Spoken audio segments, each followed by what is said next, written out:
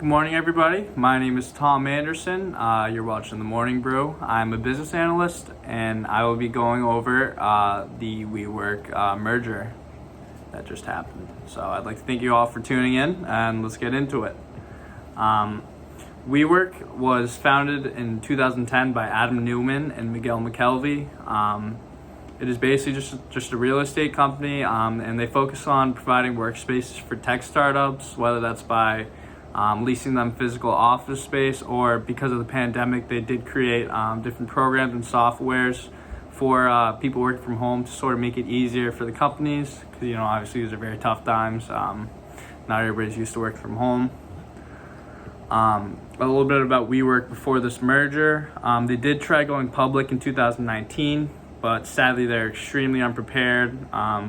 And they sort of just embarrassed themselves. When their company's S1 filings became public, it revealed a sort of murky corporate structure. The company basically spent almost double what it had made that year, and they just didn't really have any clear path to becoming profitable in the near future. So obviously that IPO sort of just fell through right away. And because of this, their value went from $47 billion to just $2.9 billion in like a year and a half, which is just insane to me, the fact that this went so bad and they lost that much money. A little bit more about the merger. After losing all that money, their co-founder and CEO was fired and kicked off the board, Mr. Newman. And SoftBank is a company that actually has been big investors of WeWork, and after this failed IPO, which caused them to lose all their money, SoftBank kind of just saved their ass and donated them a little over $5 billion. And because of that, WeWork's value is back up to $9 billion now.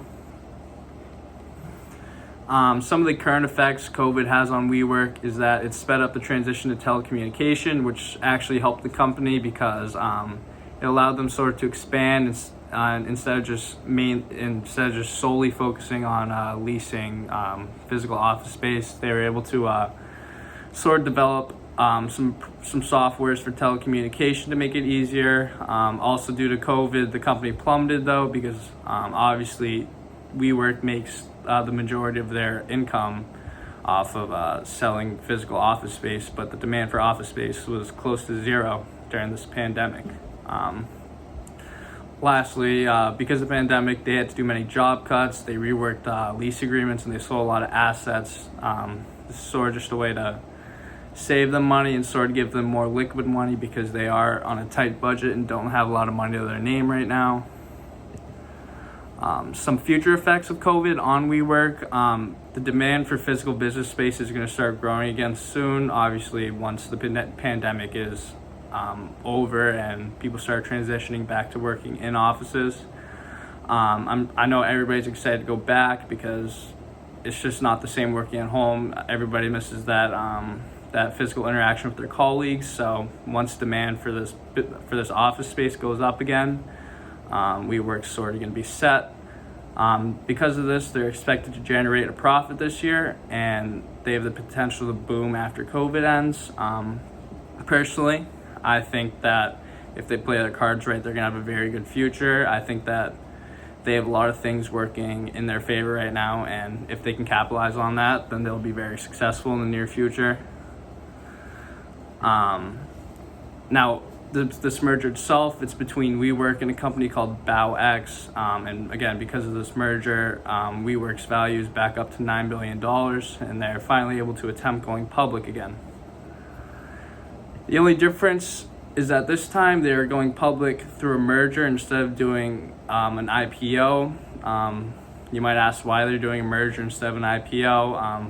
First of all, and most importantly, this merger is the reason they have the funds to go public again. And also, there's actually a lot more leeway in the rules when doing it through a merger rather than going through an IPO. The SEC rules limit companies doing IPOs from making projections or talking publicly. Well, both of these are allowed in this type of deal.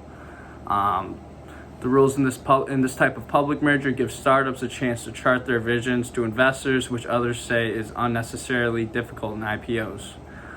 So I think that this company has a very bright future ahead of them, and I think that it's going to be very interesting to see how this unfolds in the near future. So make sure to keep you guys updated.